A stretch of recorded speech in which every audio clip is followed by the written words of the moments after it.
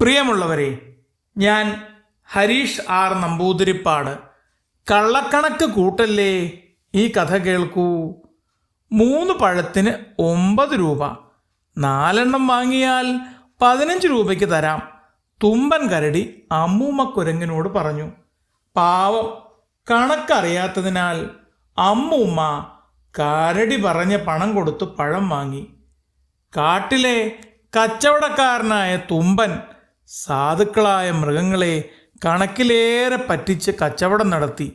കൃത്യമായ വിലയറിയാതെ, കണക്ക് കൂട്ടാനറിയാതെ കടയിൽ നിന്ന് സാധുക്കൾ മാമ്പഴം, വാഴപ്പഴം, തേൻ, കായ്കനികൾ തുടങ്ങിയ പല സാധനങ്ങളും വാങ്ങിച്ചു. കാട്ടിലെ മിക്ക മൃഗങ്ങൾക്കും ഗണിതമറിയില്ലായിരുന്നു.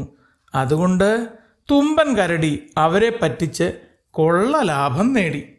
അങ്ങനെയിരിക്കെ ചിക്കു എന്ന കുരങ്ങൻ നഗരത്തിൽ പഠനം പൂർത്തിയാക്കി മടങ്ങി വന്നു. അവൻ ഗണിതം നന്നായി പഠിച്ചിരുന്നു. ഒരു ദിവസം ചിക്കു കടയിൽ പോയി 4 വാഴപ്പഴം ചോദിച്ചു. ഉടൻ തുമ്പൻ കരടി 12 രൂപ എന്ന് പറഞ്ഞു.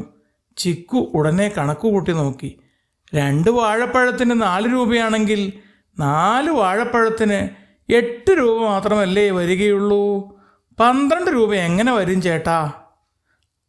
ചുറ്റുമുള്ള മൃഗങ്ങളെല്ലാം അത് കേട്ട് അത്ഭുതപ്പെട്ടു. ചിക്കു എല്ലാവർക്കും കൃത്യമായ കണക്കുകൾ പറഞ്ഞു കൊടുത്തു.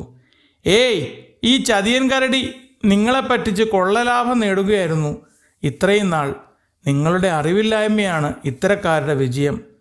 തുമ്പൻ കരടി ഇത്രയും നാൾ തങ്ങളെ കബളിപ്പിരിച്ചിരുന്നുവെന്ന് മനസ്സിലാക്കിയ മൃഗങ്ങൾ ഒത്തുകൂടി കരടിയോട് പ്രതിഷേധിച്ചു. ചതിയൻ കരടി, നീ നിത്യം ഞങ്ങളെ ചതിച്ചു അല്ലേ?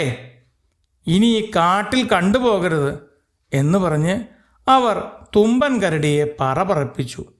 കരടി കച്ചവടം ഉപേക്ഷിച്ച് ജീവനും കൊണ്ട് രക്ഷപ്പെട്ടു.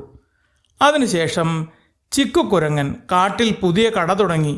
കടയുടെ മുന്നിൽ തന്നെ വലിയ വിലവിവര പട്ടിക എഴുതി വച്ചു. ഓരോ സാധനത്തിൻ്റെയും ശരിയായ വില അവിടെ വ്യക്തമാക്കിയിരുന്നു. ഇവിടെ കള്ളവും ചതിയുമില്ല, കൃത്യമായ കണക്കനുസരിച്ചാണ് വിൽപ്പന എന്ന് ചിക്കു എല്ലാവരോടും പറഞ്ഞു. മൃഗങ്ങൾ സന്തോഷത്തോടെ അവൻ്റെ കടയിൽ നിന്ന് സാധനങ്ങൾ വാങ്ങാൻ തുടങ്ങി. ചിക്കു സത്യസന്ധമായ രീതിയിൽ വ്യാപാരം നടത്തിയത് കണ്ട് കാട്ടിലെല്ലാവരുടെയും വിശ്വാസം നേടി. അങ്ങനെ കാട്ടിൽ ഒരു പുതിയ മാറ്റമുണ്ടായി. മാത്രമല്ല, കൊമ്പനാന ആശാൻ്റെ സഹായത്തോടെ എല്ലാവരും ഗണിതം പഠിക്കാനും തുടങ്ങി. ഇനി ആരും കണക്കറിയാതെ പറ്റിക്കപ്പെടരുത് എന്നവർ തീരുമാനിച്ചു.